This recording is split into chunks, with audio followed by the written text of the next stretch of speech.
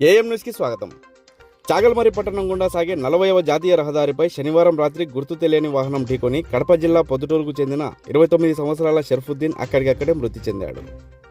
పోలీసులు తెలిపిన వివరాల మేరకు పొద్దుటూరు కూరగాయల మండిలో పనిచేస్తున్న షర్ఫుద్దీన్ కూరగాయల నిమిత్తం మాట్లాడేందుకు సిరువెల్లకు వెళ్లి తిరిగి స్వగ్రామానికి బుల్లెట్ ద్విచక్ర వాహనంలో వెళ్తుండగా స్థానిక జాతీయ రహదారిపై గల చాగలమ్మ వంక సమీపంలో గుర్తు తెలియని వాహనం ఢీకొంది.